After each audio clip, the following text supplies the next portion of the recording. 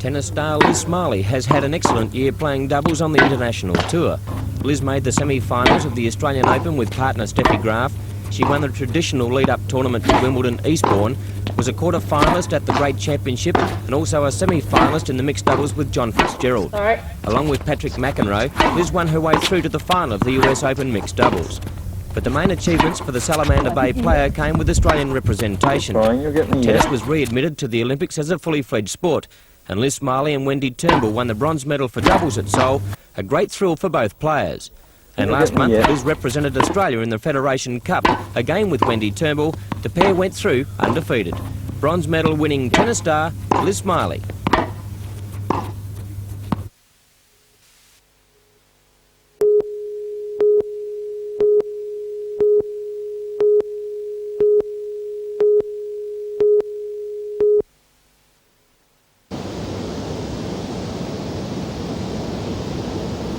From the early days of civilization, man has had a passion to fly, and one man who can boast as being the best birdman about is world hang gliding champion Rick Duncan. For over 12 years, Rick has flown in competition all over the world in search of the elusive crown. This year in February, he finally realised his dream. Against the greatest field ever assembled for a World Championships, Rick won the World Freestyle Championship and then continued his brilliant form to take the international title with flawless flying. In the process, Rick was a major force in helping Australia wrap up the team section of the world titles. His form of 1988 continued in October, winning the New South Wales and Australian Championships. Experience that sort of flying, flyer, so we Rick can Duncan. handle that okay.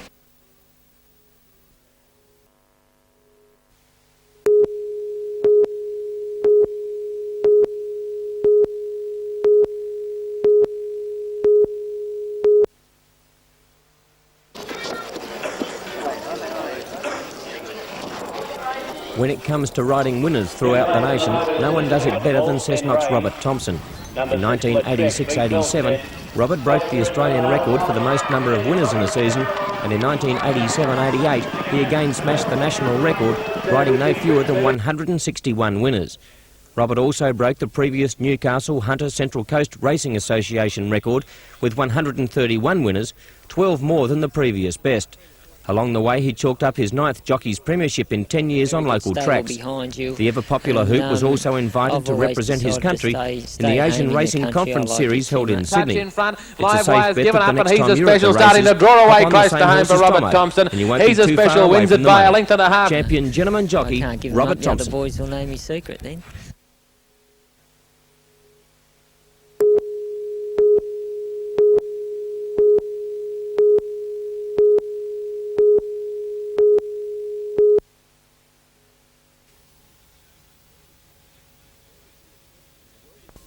In the world of the equestrian, there are few better than the master horsewoman from Mount White, Vicky Roycroft. The highlight for Vicky in 1988 was undoubtedly selection in the Olympic team, emulating her feat of 1984 in Los Angeles. In so doing, she became only the second woman chosen for Australia's Olympic show jumping team. Despite a nasty mishap before the Games, which required medical treatment, Vicky performed admirably to finish 10th and be the equal best performed Australian. Prior to the Games at the 24th Olympiad, Vicky won the Equestrian Federation of Australia Cup, which ensured her selection in the team. Vicky's riding this year is quite remarkable, given the fact that she was guiding new horse Mickey Mouse in international competition for the first time. Talented Olympic competitor, Vicky Roycroft. Because the AOF thought we were in with.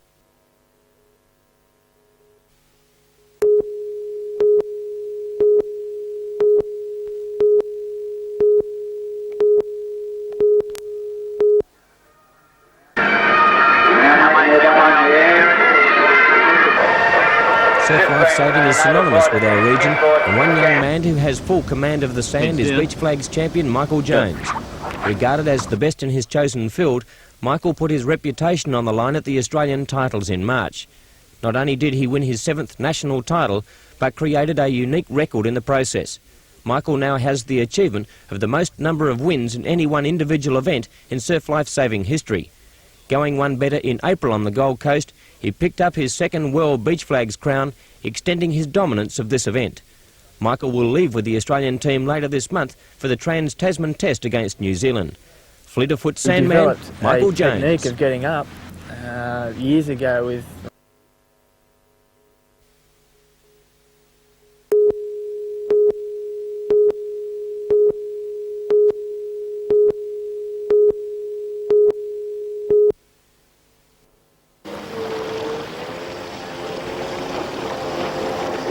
1988 has been a year of success for Lisaro's sailboarding superstar Chris Lawrence.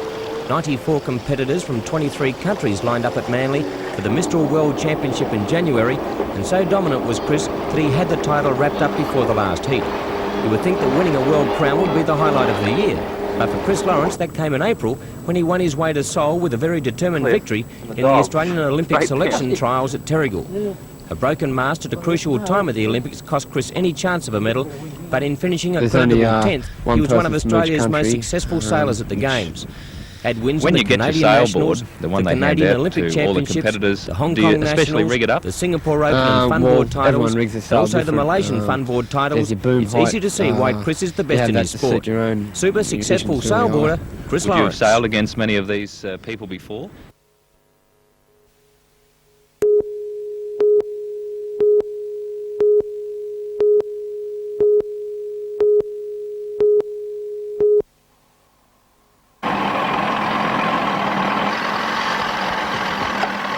Sailing is a sport enjoyed by thousands in our area, and in the process it continually produces champions at national and also international levels. 21-year-old Jacqueline Ellis is one who has made it to the top with a year of total domination. Jackie sails a laser better than anyone, and in January 1988 she won the Australian Women's Open title on Belmont Bay. Then in February she travelled to New Zealand where she won the Women's Pacific title. However, it was August in Falmouth, England that Jackie achieved her major success. Competing against 33 other boats representing 12 different nations, the lass from Valentine outsailed them all to win the Women's Laser World Championship. So it's all over the place, super performance from sailing youngster Jacqueline Ellis. Well, you were obviously very successful. How does it feel?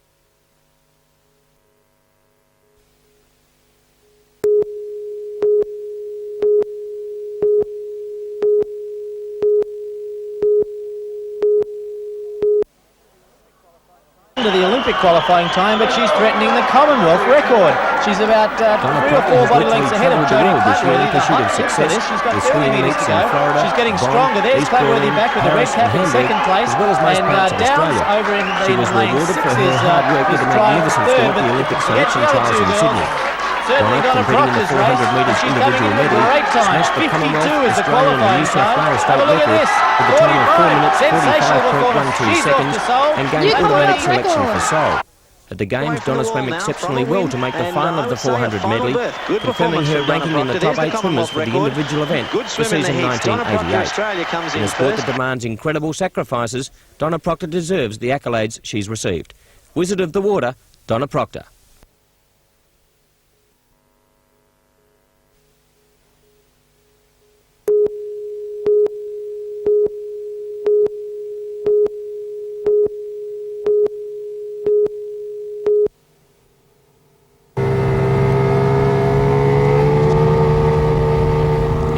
Sport of barefoot water skiing, Peter Wellham continues to dominate the Australian scene. Peter has had an outstanding season, winning the Australian Masters title for a 4th time in January. He continued his fine form with an overwhelming performance in the New South Wales Championship, taking out the tricks, slalom, jump and overall titles and breaking the world trips record with 5,460 points. Peter made it a clean sweep of Australian titles with a great win in the Nationals, gaining first place in the jump, slalom and overall categories. Although denied the world title by the Inform Americans in December of last year, Peter was representing his country for the 4th time at a World Championships, a fine achievement indeed. Master of the still waters, the ultimate in any sport is to be the number 1 or to be the world champ, so...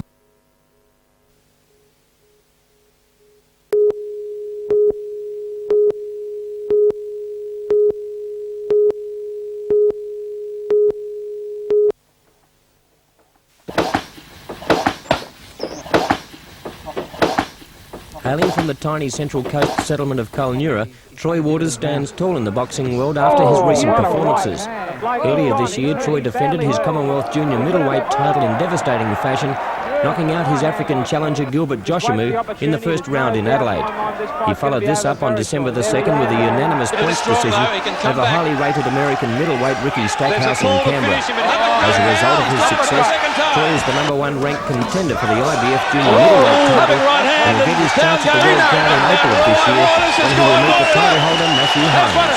Commonwealth boxing champion Troy Waters.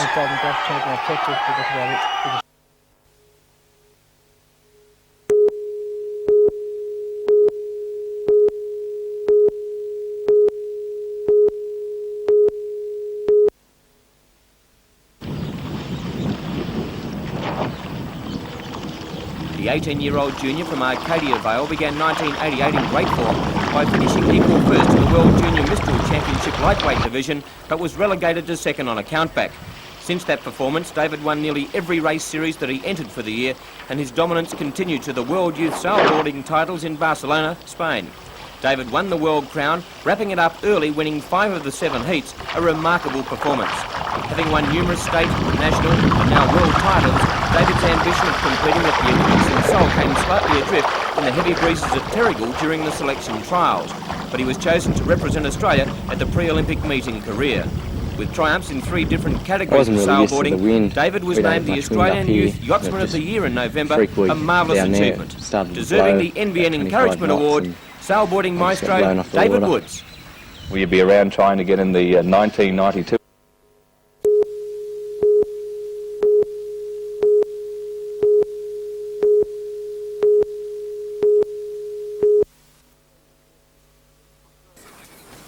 Australian Warship System's 60,000-page submission was sent off to Canberra with the help of Deputy Premier Wal Murray. The New South Wales Government has been outspoken in its support for AWS, and the Deputy Premier didn't let the opportunity to re-stress the contract's importance go by. A project lasting 40 years, in all probability, I think describes just how important this project is. Meanwhile, in Victoria, a very similar launch was taking place. Premier John Cain is just as adamant that Amicon should get the job. Perhaps I should say I see our initiative and our bid for the frigates as being perhaps on a par this year with our Olympic bid. The decision is now in the hands of the federal government, although it is not the end of work for the consortia. They will be kept busy answering queries arising from the tenders. AWS claims its tender will be accepted as its Dutch-designed M-class frigate is the superior ship and AWS the superior consortium. The fact that it's based on the M frigate design, which is a certainly NATO-qualified frigate in use, the enormous support from the Dutch government, and it has a high level of local content. It focuses on the concentration on Newcastle for our management and production, but most of all it has enormous value for money. Value for money is the Amicon Group is just as convinced it has the winning formula with its modular-designed Mako frigate. According to Tony Shepherd, project manager for Amicon, its tender should be accepted as the Mako best meets the requirements of the Royal Australian Navy and it offers the highest level of local manufacture. The government is expected to announce the winning tender in August.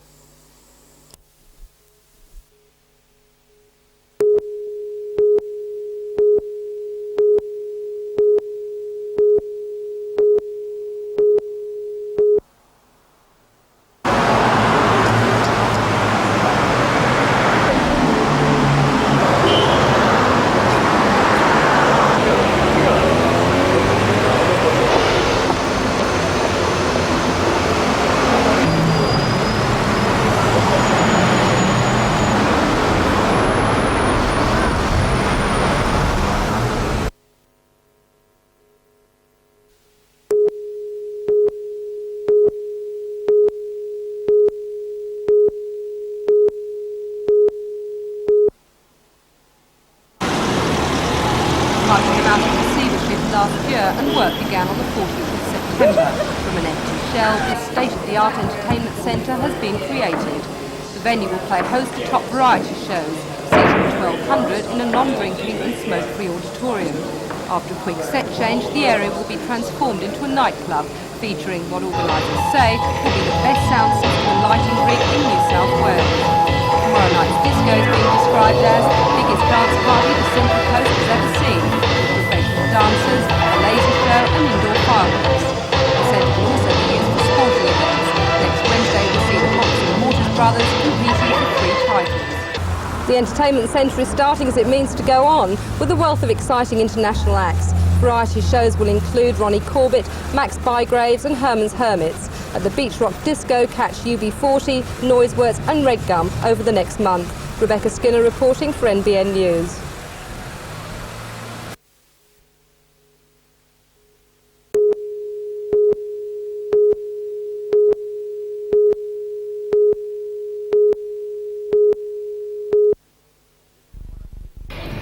This is one of 50 suburban sanctuaries for the hunters' injured native animals. Formed 10 years ago, the Native Animals Trust Fund takes in sick animals, rehabilitates them and sends them back home to the wild. Peter and Pierre are two fairy penguins found at Seal Rocks after a dog attack. Meet Winifred Wombat. Winifred was orphaned after her mother was hit by a car. For her carer, Kathy Bryant, it's not easy being a mum. She's nocturnal, but she does sleep during the night, but she also keeps us up as well, so our night sleep's very broken at the moment. For the group's members, however, it's important not to get too attached to the animals, as when their wounds heal, they must return to their natural homes. Well, it's very difficult sometimes, but with the kangaroos we just tend to go in, feed them and ignore them. With the koalas, the same type of thing. They get the leaves and that is all. We're just a food source and we leave it at that. And eventually they hate us. As part of the release program, the animals are now being tagged to help monitor success rates. So if you come across an injured animal with the tag, please contact National Parks and Wildlife.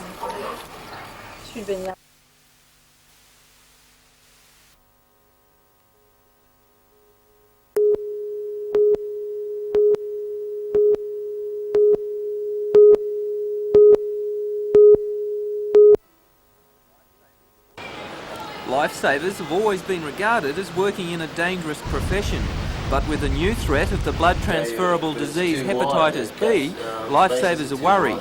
Nobby's beach inspector Warren Smith says he is in a higher risk category than most, as by doing his job he can contract the disease in several ways.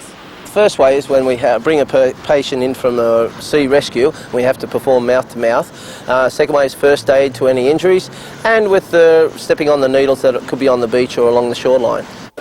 After a recent storm, lifeguards found 4 or 5 syringes on the beach.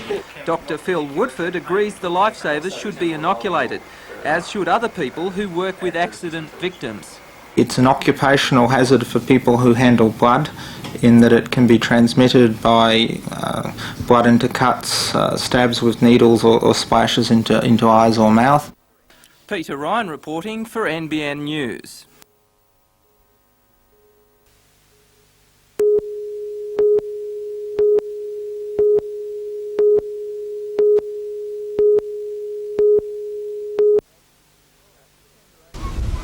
At the tender age of 18 years old, Philip Tartarangi has the ability to be a world-rated player. In December, he won the New Zealand amateur title and was the top Kiwi finisher in the world amateur titles in Sweden last year. Travelling from his home base in Hamilton in the North Island, Philip has played in Australia, Europe and America in the last 12 months. I guess the big question, when are you going to turn pro? Well, sure, that's a big question, and I've been asked that from a lot of people, but I don't intend to turn pro for at least another 3 years yet. I'd like to play a lot more amateur golf and get the experience playing against some of the great amateurs in the world and the great tournaments. At 40 years of age, Fijian golfer Vili Carlau has given the idea of turning pro away. The only player to ever win 3 consecutive Fijian amateur titles, the Fijian 1987 Sportsman of the Year plays golf for the love of the sport. They say it's a gentleman's game and it's good. Every individual, they become very, very friendly. And you like travelling the world, meeting these different players? Yes, I do like this. One of my hobbies is meeting people, and I love it very much. In another claim to fame, Vili often caddies for Roger Davis when he plays in Fiji. The tournament begins on Friday, with any number of champion players vying for the title.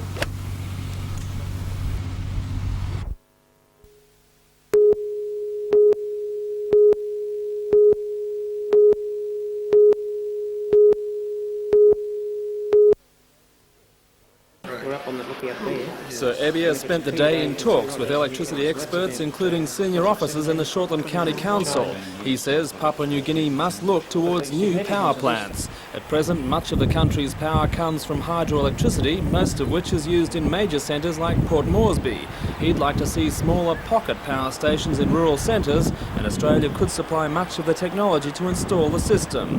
In return, he sees the power stations being coal-fired. Papua New Guinea has limited coal reserves, opening the possibility of new markets for Australia. I could remember when Seyamba Kiyokuk was Deputy Prime Minister.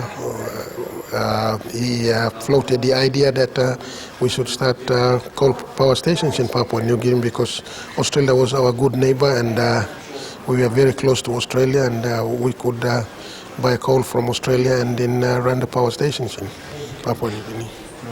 The plan is still a long way from the drawing board, but Sir Ebir is a highly regarded figure in his country. He's a former Deputy Prime Minister and his report will go back to the country's present leaders. I will privately raise it with Prime Minister and the Foreign Minister, and it is up to them what they think about, but I'll be briefing them or what I have learned here in my discussions with people here.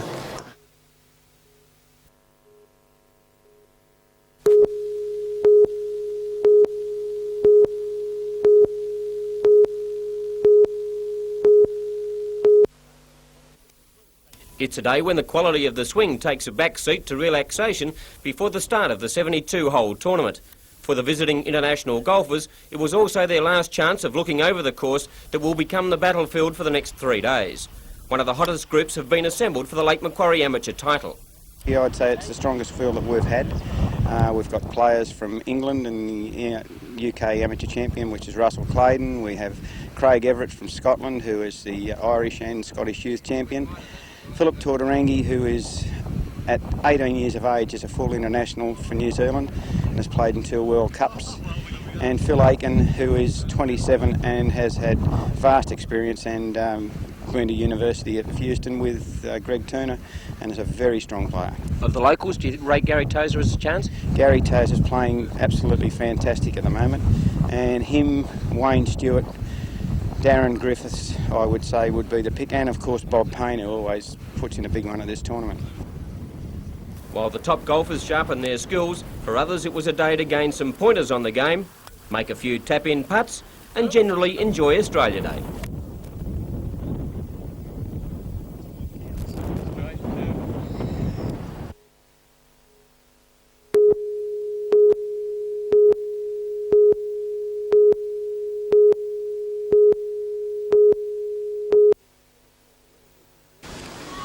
The wing was completed a year ahead of schedule, giving guests a look at progress of the teaching hospital, which is due to open in 1991. Mr. Collins said the block will play a major role in the education of medical students from the University of Newcastle. The education block is a purpose-built facility and it will significantly improve the quality of medical and paramedical education. And of course it is the residents of the Hunter region who will be the ultimate beneficiaries of this improvement. Designed to accommodate the administrative and educational facilities of the new hospital, the block contains 6 tutorial rooms, a library and 2 lecture theatres. The Minister raised a flag at the complex to mark the occasion. He says the Rankin Park project redresses a health funding imbalance which has disadvantaged the Hunter for decades. The Minister also had vital news for the Hunter's rescue helicopter service. The Westpac SLSA helicopter is due for retirement and the community's launched an appeal for a replacement. The Minister gave the appeal added weight by announcing increased government funding of operational costs. For each aeromedical retrieval, we look at a rate of about $800 per retrieval or rescue with a helicopter. And I've now approved an increase to the Sydney metropolitan level for twin-engine helicopters, because you'll have a new twin-engine helicopter running the service here, hopefully from about the middle of the year onwards. And that rate is more than double the existing rate. It's $1,850 per retrieval. The new helicopter will still have to be bought through public subscription, but SLSA Regional Manager John Skeen says the Minister's endorsement was critical. We've been waiting on this for some weeks now, and finally the Minister has come to the fore and offered the government's assistance financially to ensure the ongoing operations of the helicopter. It's going to enable us to pay the difference in funding on an hour-to-hour basis of the present aircraft, so it's great. Was it virtually the deciding factor for you?